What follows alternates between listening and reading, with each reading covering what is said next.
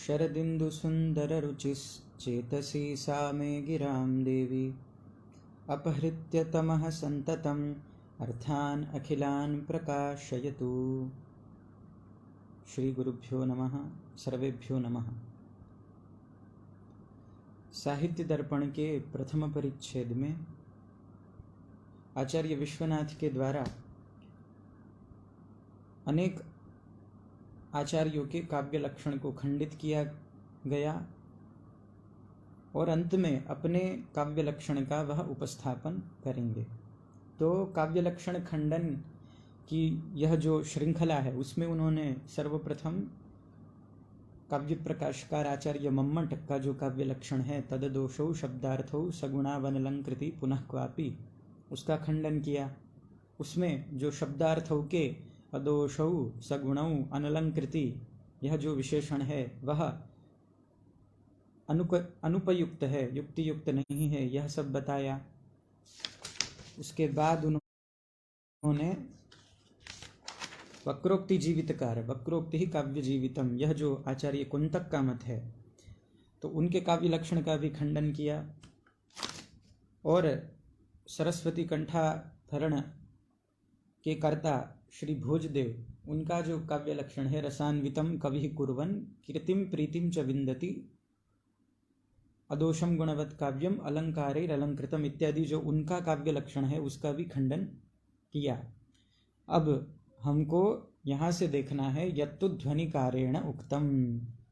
पिछले पाठ में जो सरस्वती कंठाभरण के कर्ता भोजदेव के द्वारा प्रदत्त जो काव्य लक्षण था उसका खंडन हमने देख लिया था कि दोष रहित, गुण सहित और अलंकार से अलंकृत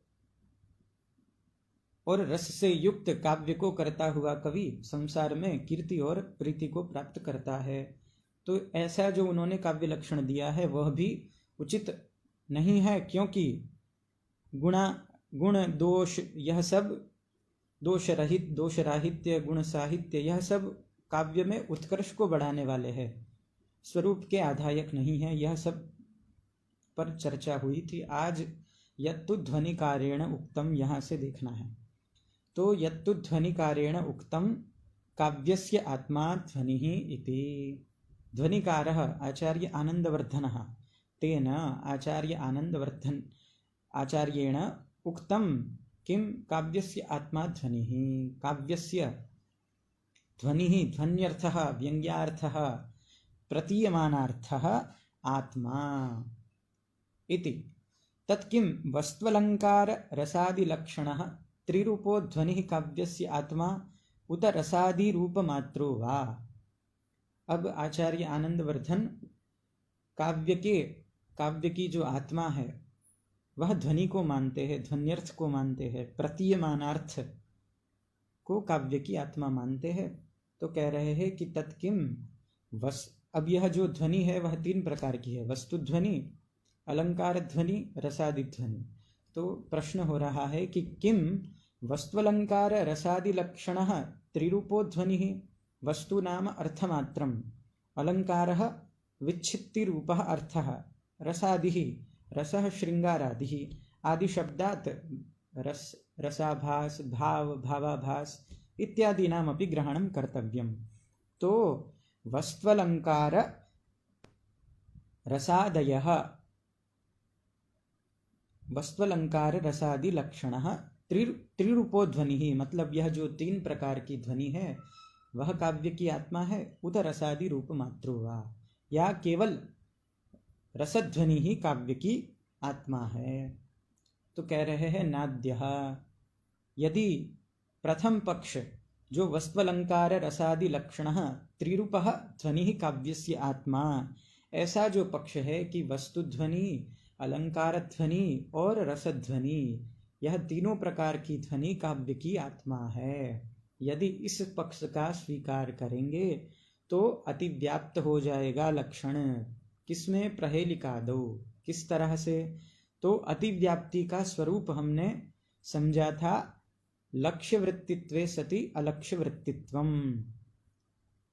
लक्ष्य है काव्य, काव्य में रहता है क्या? वस्तु ध्वनि, अलंकार ध्वनि, रसादि ध्वनि, यह तीनों प्रकार की ध्वनि काव्य में रहेगी तो लक्ष्य वृत्तित्वे सति अलक्ष्य वृत्तित्वम, काव्य से भिन्न जो प्रहेलिका आदि है उसमें भी वस्तु ध्वनि तो रहती है। कैसे? तो जो संस्कृत प्रहेलिका आदि होती है उसमें प्रश्न जो होता है वह तो वाच्य रूप होता है, किंतु उस प्रश्न का उत्तर व्यंग्य होता है, तो वहां पर भी वस्तु व्यंग्य तो है। तो वस्तु व्यंग्य के रहने पर प्रहेलिका आदि में भी यह लक्षण चला जाएगा। तो लक्ष्य वृत्तित्वे सति अलक्ष्य वृत्तित्वम, काव्य में तो यह लक्षण रहेगा, पर काव्य से जो भिन्न है, काव्य से जो इतर है, प्रहेलिका आदि, उसमें भी यह लक्षण चला जाएगा। इसलिए वस्तु अलंकार रसादि लक्षण त्रिरूपः ध्वनि काव्यस्य आत्मा न, ऐसा इन्होंने कहा। द्वितीयश्चेत ओम इति ब्रूमः। द्वितीय पक्ष कौन था? द्वितीय पक्ष इनका ये है कि रसादि रूप मात्र ध्वनि काव्यस्य आत्मा, रसध्वनि ही काव्य की आत्मा है। यदि यह पक्ष आप मानते हैं तो ओम इति ब्रूमः, तो हमें कोई आपत्ति नहीं है, यह तो हमारे पक्ष की ही बात हो गई। तो इस प्रकार ध्वनिकार जो काव्य की आत्मा ध्वनि को बतलाते हैं, और वह ध्वनि जो तीन प्रकार की है, वस्तु ध्वनि, अलंकार ध्वनि और रसध्वनि, तो यह तीनों प्रकार की ध्वनि काव्य की आत्मा नहीं हो पाएगी, क्योंकि प्रहेलिका आदि में अतिव्याप्ति हो जाएगी। और रसादि मात्र ध्वनि ही काव्य से आत्मा, तो यह सिद्धांत ठीक है, क्योंकि यह तो हमारे पक्ष की ही बात हो रही है, ऐसा विश्वनाथ आचार्य का कहना है। अब प्रश्न कर रहे हैं, ननु यदि रसादि रूप मात्र एव ध्वनि काव्यस्य आत्मा तदा अत्ता एत्थणिमज्जयि एत्थ अहम दिअस अम पलो एहि मा पहिह रत्ति अंध अ सज्जाए महणिमज्जहिसी। यह गाथा है, इसका संस्कृत अनुवाद है, श्वश्रुरत्र निमज्जति अत्राहम दिवसकम प्रलोकय मा पथिक रात्र्यंधक शय्यायाम मम निमंक्ष्यसि। यह इसका संस्कृत अनुवाद है। अब प्रश्न ये हो रहा है कि ननु यदि रसादि रूप मात्र एव ध्वनि काव्यस्य आत्मा, यदि रसध्वनि ही काव्य की आत्मा है, तो यह जो पद्य बताया है इसका अर्थ देख लेते हैं पहले तो, कि श्वश्रुरत्र निमज्जति, श्वश्रु माने सासू, तो यहाँ हमारी सास सोती है, ऐसा कोई पथिक को कह रही है कि यहाँ हमारी सास सोती है। श्वश्रुरत्र निमज्जति अत्राहम दिवसकम प्रलोकय, यहाँ तो मेरी सास सोती है और यहाँ पर मैं सोती हूँ, ऐसा दिवसकम प्रलोकय, यह सब तू दिन में ही देख ले। माँ पथिक रात्र्यंधक है, रात में अंधे, पथिक शय्यायाम मम मां निमंक्ष्यसि, रात में मेरी शय्या में मत गिर जाना। और कहीं कहीं पर ऐसा भी पाठ है कि आवयोहो शय्यायाम मां निमंक्ष्यसि, कि हम दोनों की शय्या में मत गिर जाना, अभी से देख ले, इस स्थान पर तो मैं सोती हूँ, इस स्थान पर मेरी सास जो वृद्धावस्था के कारण निष्पन्द होकर सोती है, तो यह सब चीजें तू अभी दिवस में ही देख ले, क्योंकि रात में तू हम दोनों की शैया में मत गिर जाना। इस प्रकार से इसका साधारण अर्थ है। अब ध्वन्यालोक में विधि रूप वाच्य में निषेध रूप व्यंग्य के, वस्तु व्यंग्य के रूप में इसका उदाहरण दिया गया है। तो इत्यादौ, यह जो श्लोक हमने बोला है, इत्यादौ वस्तु मात्रस्य व्यंग्यत्वे कथम काव्य व्यवहारः, यहाँ पर वस्तु व्यंग्य होता है किस प्रकार से कि मां पथिक रात्र्यंधक शय्यायाम मम निमंक्ष्यसि अथवा आवयोः शय्यायाम निमंक्ष्यसि, ऐसा जो पद्य है इसका अर्थ ये है कि हे पथिक, रात को हम दोनों की शय्या में अथवा मेरी शय्या में आके मत गिर जाना। तो ऐसा जो अर्थ है इससे विपरीत अर्थ है, यहाँ पर विधि रूप अर्थ नहीं लेना है, निषेध रूप, कि यहाँ पर तो मैं सोती हूँ, यहाँ पर मेरी सास सोती है, तो मेरी सैया में आकर ही तू गिरना। इस प्रकार का जो व्यंग्य अर्थ है वह वस्तु मात्रस्य व्यंग्यत्वे कथम काव्यत्व व्यवहारः इत्यादि पद्य में जो वस्तु व्यंग्य हो रहा है, अर्थ व्यंग्य हो रहा है, तो ऐसा होने पर यह काव्य कैसे माना जाएगा? क्योंकि आपके द्वारा तो यह बात स्वीकृत हुई है कि रसादि रूप मात्र एवं ध्वनि काव्यस्य आत्मा, तो इसमें कोई रस तो है नहीं, फिर इस पद्य में काव्यत्व का व्यवहार कैसे होगा? तो कह रहे हैं कि अत्रापि रसाभासवत्तया एव ब्रूमः। यह जो पद्य है, इस पद्य में भी रसाभासवत्तया एव ब्रूमः। टीकाकार लिखते हैं कि पुंश्चल्याः परनायक विषयायाः रतेः प्रकाशनात् श्रृंगार रसाभास रूप ध्वनि सत्वेनैव न केवलं वस्तु मात्रस्य व्यंग्यत्वेन काव्यत्व व्यवहारः। इस पद्य में वस्तु मात्र के व्यंग्य होने पर ही काव्यत्व का व्यवहार नहीं हो रहा है, किंतु परनायक विषय जो रति है उसके प्रकाशन से श्रृंगार रसाभास रूप ध्वनि भी हो रही है। इस प्रकार से रसध्वनि भी यहाँ पर है, इसलिए यहाँ पर काव्यत्व का व्यवहार इस पद्य में देखा जाता है। अन्यथा देवदत्तो ग्रामं याति इति वाक्ये तद्भृत्यस्य तदनुसरण रूप व्यंग्यावगतेः अपि काव्यत्वं स्यात्। यदि यहाँ पर रसध्वनि नहीं मानते हैं और वस्तु ध्वनि ही मानेंगे तो देवदत्तो ग्रामं याति, देवदत्त गांव को जाता है, ऐसा जो वाक्य है उसमें भी एक व्यंग्य तो हो ही रहा है। क्या हो रहा है कि तद्भृत्यस्य यानी कि देवदत्त का जो सेवक है वो तदनुसरण रूप व्यंग्यावगतेः अपि काव्यत्वं स्यात्। देवदत्त का जो सेवक है वह देवदत्त का अनुसरण करेगा, तो देवदत्तो ग्रामं याति, इस प्रकार के वाक्य में यह व्यंग्यार्थ निकल रहा है। तो फिर देवदत्तो ग्रामं याति ऐसे नीरस पद भी काव्य होने लग जाएंगे, ऐसे पदों में भी काव्यत्व का व्यवहार होने लग जाएगा। तो कह रहे अस्तु इति चेत, कह रहे इष्टापत्ति दिखा रहे कि अस्तु इति चेत, तो होने लग जाए देवदत्तो ग्रामं याति, यदि इसमें व्यंग्यार्थ है तो ऐसे नीरस वाक्य भी काव्य बनने लग जाए। तो कह रहे हैं न, ऐसा उचित नहीं है, क्योंकि रसवतः एव काव्यत्व अंगीकारात्। जो रसयुक्त है, जो रसयुक्त पद्य है, जो रसयुक्त शब्दार्थ है, वही काव्य के रूप में जाने जाएंगे। ऐसे पद्यों में ही काव्यत्व का व्यवहार होता है। आगे लिखते हैं काव्यस्य प्रयोजनम ही रसास्वाद सुख पिंड दान द्वारेण वेदशास्त्र विमुखानां सुकुमारमतीनां राजपुत्र प्रभृतीनां विनेयानां रामादिवत् प्रवर्तितव्यं न रावणादिवत् इत्यादि कृत्या कृत्य प्रवृत्ति निवृत्त्युपदेशः इति चिरंतनैः अपि उक्तत्वात्। क्या कह रहे हैं कि काव्य का प्रयोजन क्या है? तो उपदेश देना ही काव्य का प्रयोजन है। कैसा उपदेश देना? तो रामादिवत प्रवर्तितव्यम न रावणादिवत इत्यादि जो कृत्याकृत्य प्रवृत्ति निवृत्ति रूप जो उपदेश है, यह उपदेश लोगों तक पहुंच जाए, यही काव्य का प्रयोजन होता है। कैसे? तो रसास्वाद सुख पिंड दान द्वारेण। रसास्वाद श्रृंगार आदि जो रस का आस्वादन है उसके द्वारा जो वेद शास्त्र से विमुख है, वेद यानी 4 वेद, ऋग्वेद यजुर्वेद सामवेद अथर्ववेद, और शास्त्र यानी मीमांसादि शास्त्र से जो विमुख है, ऐसे जो सुकुमार मति वाले राजकुमार आदि है जिनको ज्ञान देना है, तो उनको किस प्रकार से ज्ञान दिया जाएगा? तो रामादिवत प्रवर्तितव्यम न रावणादिवत, राम के जैसे आचरण करना चाहिए, रावण के जैसे नहीं।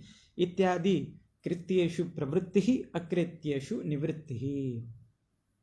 तो जो करणीय है, करने योग्य कार्य है, उसमें प्रवृत्ति करा देना, और जो निषिद्ध है कर्म उससे निवृत्ति करा देना, इस प्रकार के उपदेश देना ही काव्य का प्रयोजन है। इति चिरंतनैः अपि उक्तत्वात्, ऐसा प्राचीन आचार्यों का मत है।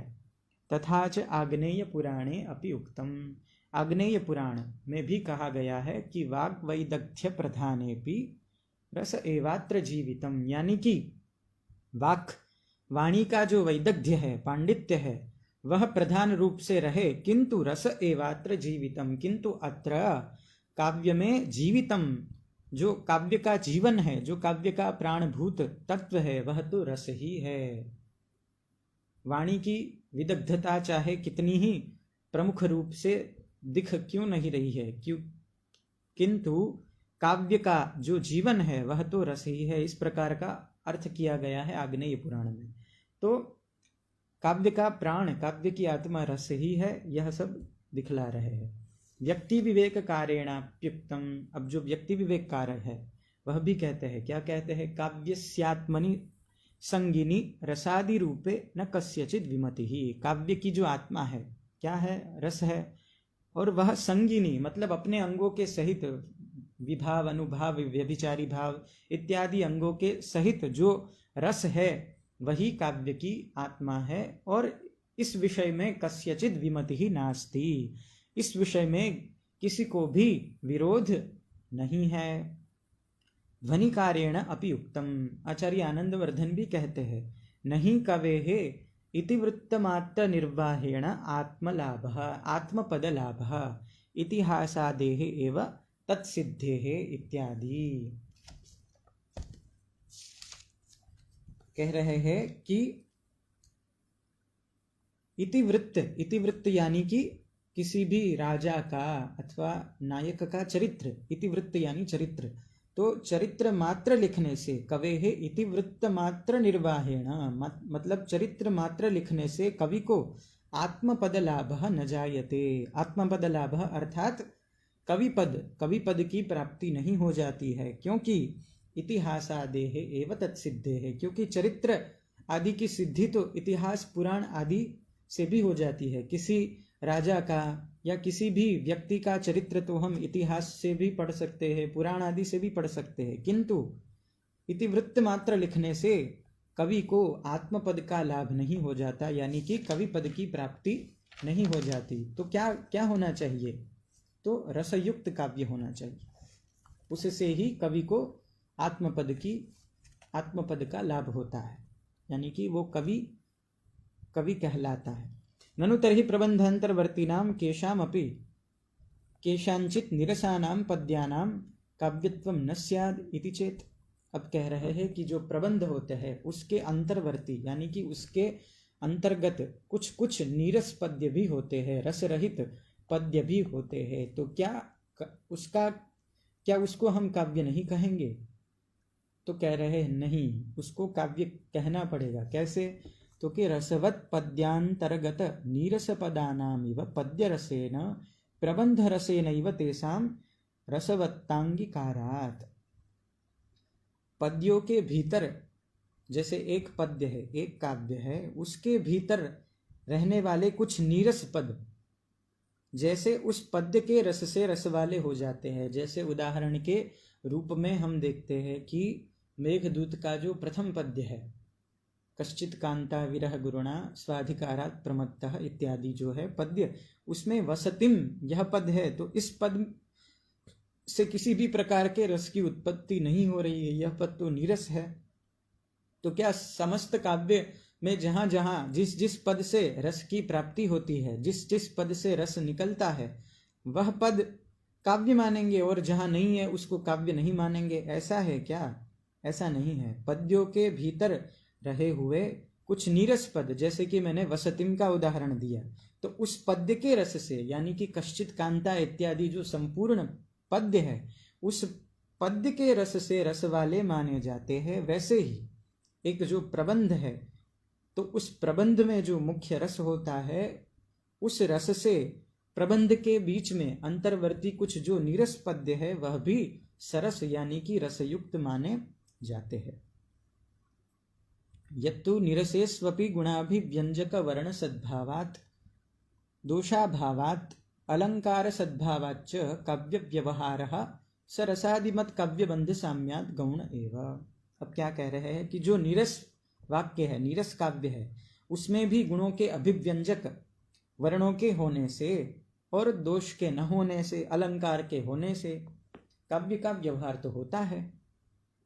नीरस वाक्यों में भी, नीरस पद्यों में भी काव्य का व्यवहार हो जाता है।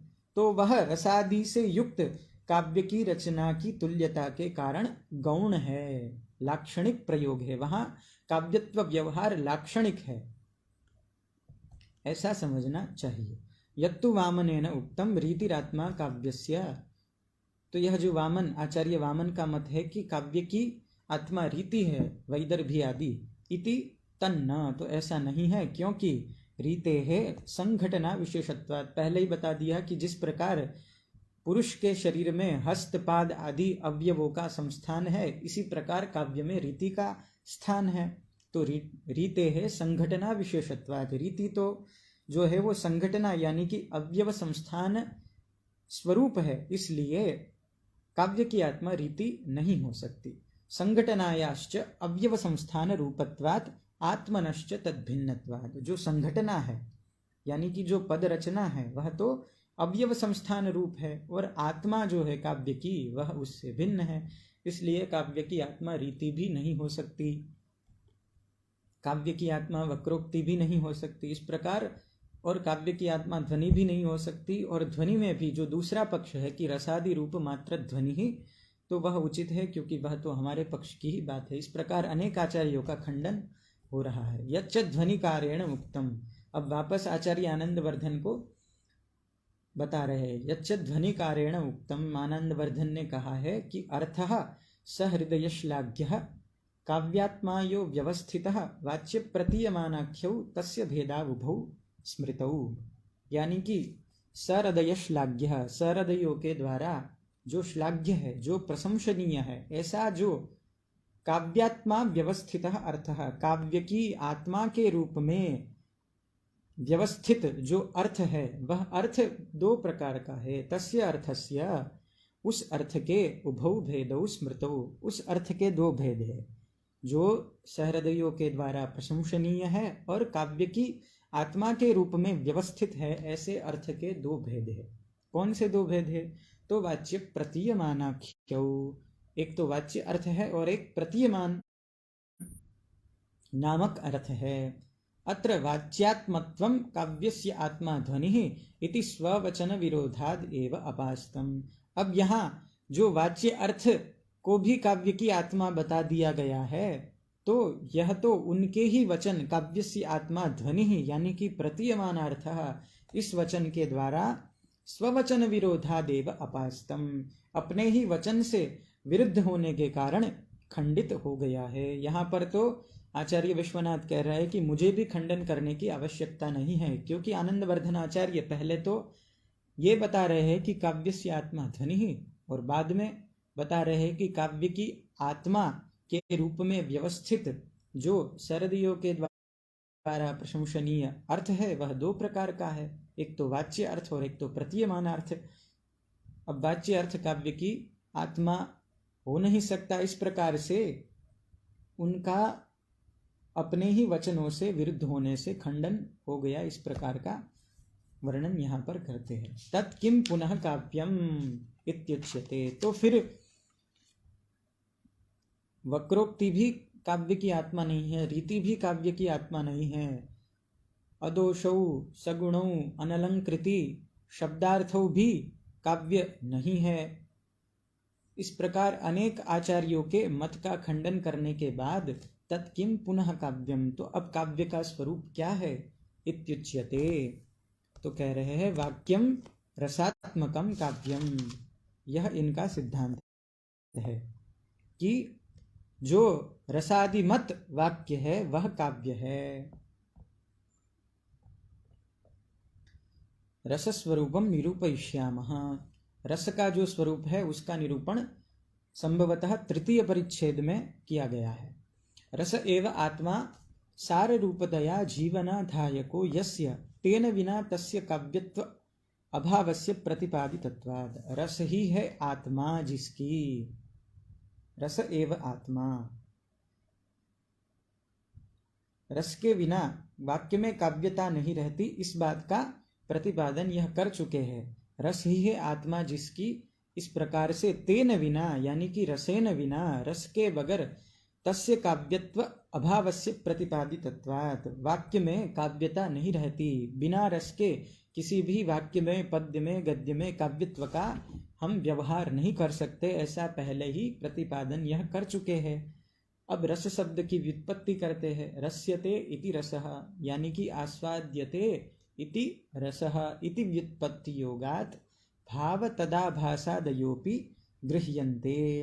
तो इस प्रकार की व्युत्पत्ति करने से रस से भाव, भावाभास, रसाभास, भाव शांति, भाव संधि, भाव शबलता, भावोदय इत्यादि का भी ग्रहण हो जाएगा।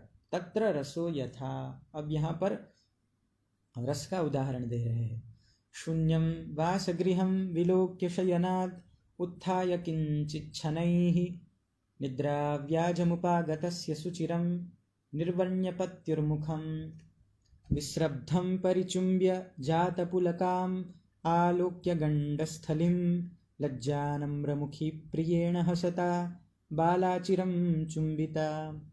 इस पद्य का अर्थ देखते हैं कि जो बाला है यानी कि जो नायिका है वह वासगृहम शून्यम विलोक्य, यानी कि जो वासगृह है उसको शून्यम सखीजन रहितम इति भावः विलोक्य दृष्ट्वा किंचित शनैः शयनात् उत्थाय, कुछ धीरे से मंदम शनैः शयनात् उत्थाय उठ करके, शयन से उठ करके, निद्राव्याजमुपागतस्य जिसने निद्रा का व्याज किया है ऐसे, उपागतस्य यानी प्राप्तस्य, पत्युः मुखम सुचिरम निर्वण्य, अपना जो पति है उसका मुख सुचिरम दीर्घ कालम यावत, निर्वण्य यानी कि विलोक्य दृष्ट्वा, विस्रब्धम सन एकदम आश्वस्त चित्त होकर कि मेरा पति सो रहा है ऐसी भावना से, परिचुम्ब्य उसका चुंबन करती है, और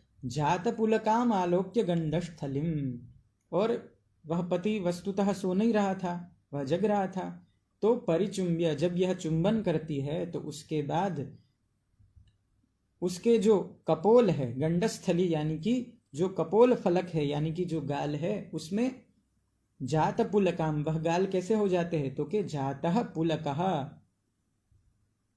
यस्याम सा जातपुलका ताम जातपुलकाम, यानी कि जिस गाल में रोमांच हो गए हैं ऐसे गाल को आलोक्य देख कर, लज्जा नम्रमुखी, लज्जया शर्म से नम्रमुखी अवनत मुखी हो जाती है, ऐसी जो बाला है वह हसता प्रियेणा यानी कि हंसते हुए अपने प्रिय से, चिरम चुंबिता चिरकाल तक चूमी जाती है। इस प्रकार का यहाँ पर अर्थ है।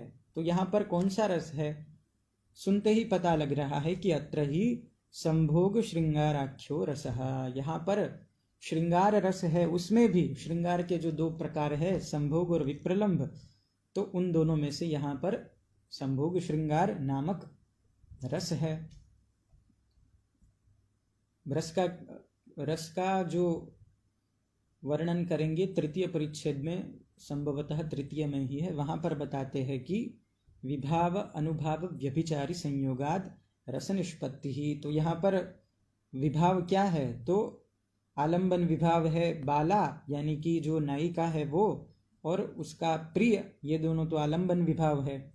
उद्दीपन विभाव यानी कि श्रृंगार रस को उद्दीप्त करने वाले विभाव कौन से है तो कि शून्य वास गृहादि ही उद्दीपन विभाव है, ऐसा टीकाकार लिखते हैं कि जो सखी जन राहित्य है इत्यादि यह सब जो है वो उद्दीपन विभाव है। फिर अनुभाव क्या है तो बालाकृत विलोकनादयः प्रिय विहित व्याज निद्रादयश्च अनुभावाः, जो नायिका अवलोकन करती है कि पति सोया हुआ है या नहीं, और पति भी जो निद्रा का व्याज करता है इत्यादि सब अनुभाव है। लज्जा हासादयः व्यभिचारी भावाः, पति को जगा हुआ जानकर जब नायिका शर्म से अवनतमुखी हो जाती है तो यहाँ पर जो लज्जा है वह, और नायिका को शर्म से अवनत मुखी देखकर जो प्रिय हंसता है इत्यादि लज्जा और हास आदि जो कुछ भी है वह व्यभिचारी भाव है। और इन सब से उत्पन्न होने वाला जो रति नामक स्थायी भाव है वह रस रूप को प्राप्त करता है, और यहाँ पर श्रृंगार रस संभोग श्रृंगार बन जाता है।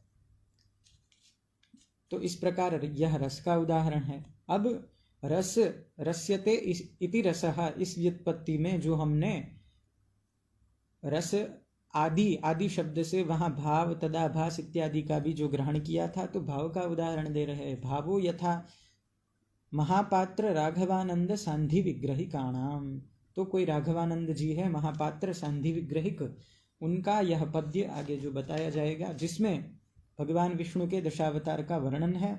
और भाव क्या है, तो भाव के लिए यहाँ पर लिखते हैं जो संभवतः तृतीय परिच्छेद में बताया जाता है कि संचारिणः प्रधानानि देवादि विषयारतिः उद्बुद्धमात्रः स्थायी च भाव इत्यभिधीयते। तो जो देवादि विषयक रति है, देवता में जो हमारी रति प्रेम होता है, वह श्रृंगार नहीं होता, वह भाव होता है। तो पद्य देख लीजिए भाव का। यस्यालीयत शल्कसिम्नि जलधिः पृष्ठे जगन्मण्डलम् दंष्ट्रायां धरणी नखे दितिसुताधीशः पदे रोदसी क्रोधे क्षत्रगणः शरे दशमुखः पाणौ प्रलम्बासुरो ध्याने विश्वमसावधर्मिककुलं कस्मैचिदस्मै नमः। यहाँ पर भगवान विष्णु के 10 अवतार जो है उनका ही वर्णन है, तो इसका सामान्य अर्थ देख लेते हैं। यस्य भगवतः नारायणस्य शल्कसिम्नि जलधिः अलीयत, शल्कसिम्नि यानी वल्कलैक प्रदेशे, यानी कि वल्कल के अवयव में, जिस भगवान नारायण के वल्कल के अवयव में समुद्र जलधिः नाम समुद्र, तो वो जलधि यानी कि समुद्र लीन हो गया, तो इससे मत्स्यावतार का वर्णन है। पृष्ठे जगन मंडलम, पृष्ठे यानी कि जो शरीर का चरम भाग होता है ना, उसमें जगन मंडलम यानी कि समस्त जो संसार है, लोक चक्रवालम अलीयत, उसमें लीन हो गया। तो इससे कच्छपावतार का वर्णन है कि भगवान की पीठ पर जिस प्रकार से जगन मंडल लीन हो गया था, तो इस प्रकार पहले मत्स्य अवतार का वर्णन, फिर कच्छप अवतार का वर्णन। दंष्ट्रायाम धरणी, जिनके दांत में, दंष्ट्र यानी दांत, तो दशन मंडले धरणी अलीयत, दशन मंडल में जिनके दांत में पृथ्वी लीन हो गई। तो इससे सिद्ध हो रहा है कि यह वराह अवतार की बात हो रही है। नखे दितिसुताधीशः, नख में दितिसुताधीशः, दिति यानी कि जो दिति कश्यप की पत्नी, 2 पत्नियां हैं दिति अदिति, उसमें जो दिति है उसके सुतः, दिते है सुतः अथवा सुताः कुछ भी कर लीजिए, तो उसके जो पुत्र है वह दैत्य है, और उनमें जो उनका जो अधीश है यानी कि हिरण्यकशिपुः अलीयत। तो नख में, जिस नृसिंह भगवान के नख में दैत्यों का जो अधिपति हिरण्यकशिपु था वह लीन हो गया। तो यहाँ पर नृसिंह अवतार की बात हो रही है। पदे रोदसी, पदे यानी कि पादे, चरणे, रोदसी, रोदसी यानी कि आकाश और पृथ्वी दोनों आएगी। तो जिनके चरण में, जिस वामन भगवान, जिन वामन भगवान के चरण में पृथ्वी और आकाश यह दोनों लीन हो गए। क्रोधे क्षत्रगणः, जिन के क्रोध में, यानी कि परशुराम जी की बात हो रही है, जिनके क्रोध में क्षत्रगणः, क्षत्रिय का जो समूह है वह लीन हो गया। शरे दशमुखः, जिन भगवान रामचंद्र के शरे यानी कि बाण में, दशमुखः यानी कि रावण लीन हो गया। पाणौ प्रलंबासुरौ, जिन बलराम जी के हाथ में प्रलंबासुर लीन हो गया। प्रलंब नाम का दैत्य था जिनको भगवान बलराम जी एक मुक्का मार के पहुंचा देते ऊपर। तो पाणौ प्रलंबासुरौ ध्याने विश्वम सावधर्मिक कुलम कस्मैचिदस्मै नमः, जिनके ध्यान में विश्वम अलीयत यानी कि बुद्धावतार की बात हो रही है, और असौ यानी कि तलवार में अधार्मिक कुलम यानी कि जो नास्तिक का समूह है वह सब लीन हो गया। ऐसे अस्मै यानी कि भगवते नारायणाय कस्मैचिद यानी कि जिनकी महिमा अनिर्वचनीय है, ऐसे अनिर्वचनीय महिमने नमः, नमस्कार है। तो ऐसे भगवान के दशावतार का वर्णन है। अब यहाँ पर एक शंका होती है, टीकाकार लिखते हैं कि ननु अत्र अष्टमावतारे भगवन्तं श्रीकृष्णं विहाय कथं बलरामस्य उक्तिः। यहाँ पर जो पाणौ प्रलंबासुरो कहा है तो उसमें बलराम जी का वर्णन कर दिया। क्यों कर दिया? कृष्ण भगवान भी तो अवतार है, तो उनका कथन यहाँ पर क्यों नहीं हुआ दशावतार में? तो कह रहे हैं कि अन्ये चांशकलः प्रोक्तः कृष्णस्तु भगवान् स्वयं इति वचनेन भगवतः श्रीकृष्णस्य सर्वावतार मूलभूतं भगवत्वं व्यपदिष्टम। यहाँ पर यह पद्य कुछ गलत है। श्रीमद् भागवत के प्रथम स्कंद के तृतीय अध्याय में जब भगवान के 24 अवतारों का वर्णन आता है, तब अंत में एक श्लोक आता है अध्याय के अंत में कि एते चांशकलाः पुंसः कृष्णस्तु भगवान स्वयं। यहाँ अन्य लिखा है तो पाठ भेद हो सकता है शायद। तो एते चांशकलाः पुंसः कृष्णस्तु भगवान स्वयं, यानी कि कृष्ण जो है वह साक्षात भगवान है। तो ऐसे वचन से भगवान जो कृष्ण है उनकी भगवत्ता यहाँ पर दिखलाई है, और ये सब जो है वो उन्हीं के अवतार है, ऐसा कहना चाहते हैं। अत्र भक्तस्य नारायण विषयायाः रतेः व्यज्यमानत्वात् भावकाव्यस्य उदाहरणं संगच्छते। यहाँ पर जो भक्त है यानी कि कवि लिखने वाला जो कोई भी भक्त है उसकी भगवान विष्णु में रति दिखती है, तो यह भाव का उदाहरण है। क्योंकि बताया था देवादि विषयक जो हमारी रति है, जो हमारा प्रेम है, उसको भाव इस शब्द से समझना चाहिए। अब रसाभास का उदाहरण दे रहे हैं। रसाभासो यथा मधुद्विरेफः कुसुमैक पात्रे पपौ प्रियां स्वामनुवर्तमानः श्रृंगेण च स्पर्श निमीलिताक्षिं मृगीमकण्डूयत कृष्ण